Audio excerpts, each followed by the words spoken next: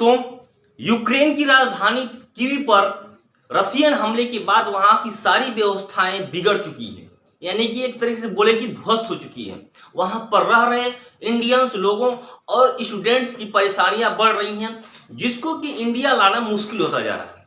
आज ही Indian air force पूरी तैयारी में है कि जाकर के यूक्रेन की राजधानी कीव पर वहां से इंडियन स्टूडेंट्स और उन लोगों को लाएं जो कि इंडिया से वहां पर गए हुए हैं। दोस्तों, आपको मैं बता दूं कि रसिया यूक्रेन के हमले के बाद अब पूरी तैयारी में है बाल्टिक सी के सामने पड़े हुए देश लिथुआनिया पर हमले की। दोस्तों, आज हम इस वीडियो में जानेंगे कि एम्बेसी यानी दूतावास क्या होता है और उस दूतावास का इस वीडियो से और इस लिथुआनिया पर आक्रमण से रसिया का क्या संबंध है।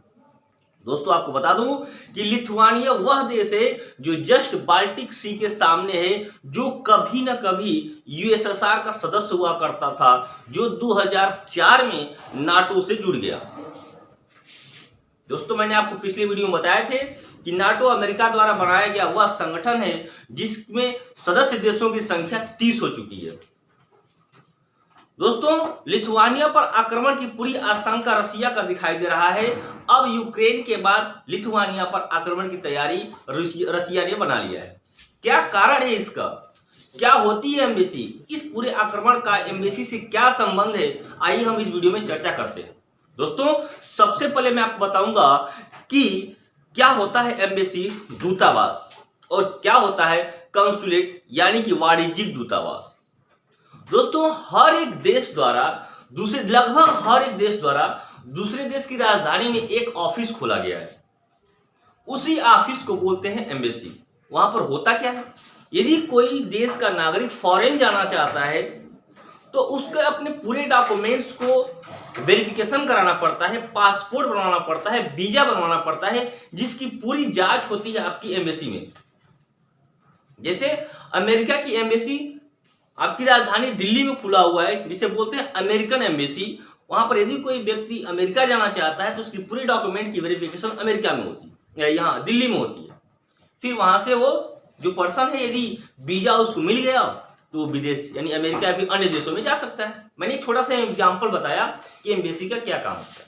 इतना ही नहीं दोस्तों, यदि कोई भी व्यक्ति अमेरिका का यदि इंडिया में आया हुआ है तो उस एम्बेसी की पूरी ये जिम्मेदारी है कि उस व्यक्ति का जो कि अमेरिका से इंडिया आया हुआ है उसकी पूरी सुरक्षा करे, यानी कि उसके डॉक्यूमेंट्स की देखभाल करे।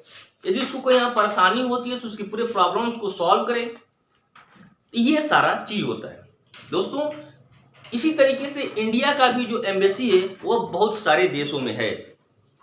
यदि वहां पर किसी को कोई प्रॉब्लम होती है तो वहां पर रह रहे इंडियन ऑफिसर्स की पूरी जिम्मेदारी है कि वहां पर रह रहे लोगों को या फिर स्टूडेंट्स की पूरी सुरक्षा करे, उनकी यहाँ इंडिया लाने की पूरी व्यवस्था करे।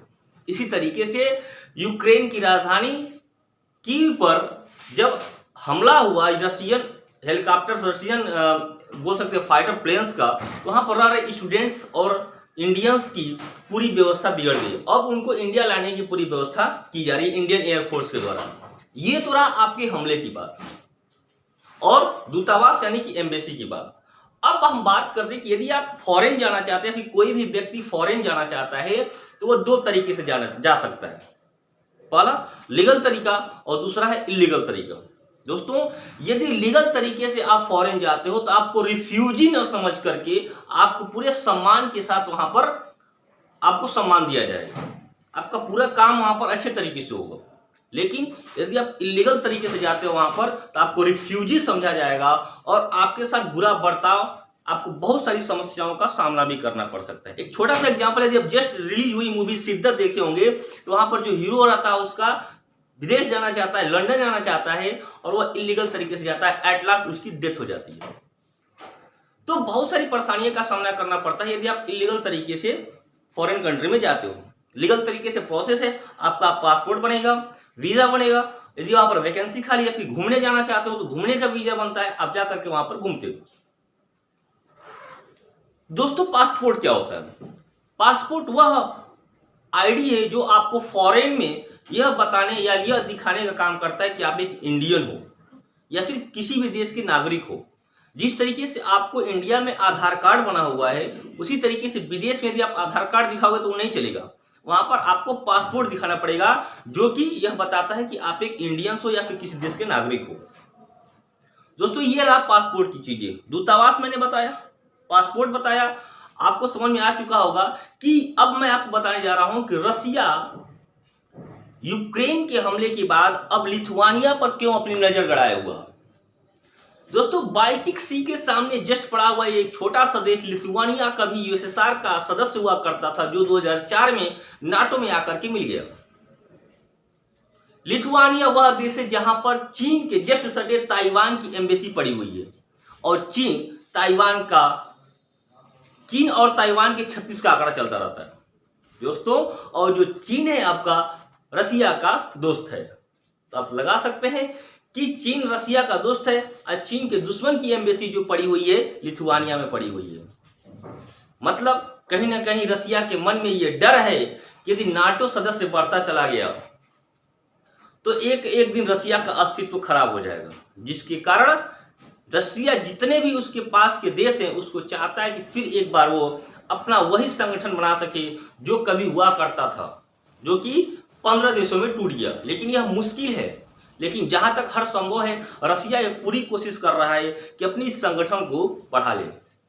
दोस्तों इसमें दूतावास का बहुत बड़ा रोल होता है। यदि वहां पर कोई फंसे हुए लोग हैं तो उसको वहां से हटा करके अपने देश में लाने का, वहां क्या उनकी समस्या है अपने देश को बताने का, वहां की पूरी न्यूज क्या है अपने देश को बताने का, उनके नागरिक वहां अच्छे हैं कि नहीं है, किस तरीके से अपने देश को बताने का। यदि कोई प्रॉब्लम होती है तो फिर जिस देश के लोगों को वहां पर परेशानी होती है वो जा करके वहां के लोगों को लेकर आते हैं। दोस्तों आशा करते हैं यहाँ पर आपको समझ में आ चुका होगा। पूरी स्थिति बहुत बड़ी भयंकर होती चली आ रही है। अमेरिका ने बोला हुआ कि हाँ आप लड़िए, आप युद्ध कीजिए, हम निगरानी कर रहे हैं। ऐसा कैसे? यूक्रेन युद्ध कर रहा है, अमेरिका अपने फाइटर प्लेन से निगरानी कर रहा है। दोस्तों यूक्रेन अभी सोच ही रहा था कि मैं नाटो का सदस्य बनूंगा, तब तक रसिया ने उस पर हमला कर दिया और यूक्रेन का आज ये हालत है। दोस्तों सोचिए 2004 में नाटो का सदस्य बना हुआ लिथुआनिया का रसिया क्या हाल करेगा। देखेंगे आगे जो भी कुछ होगा हम नेक्स्ट वीडियो में। आशा करते हैं आपको वीडियो अच्छा लगा होगा। तब तक के लिए बाय बाय, टेक केयर।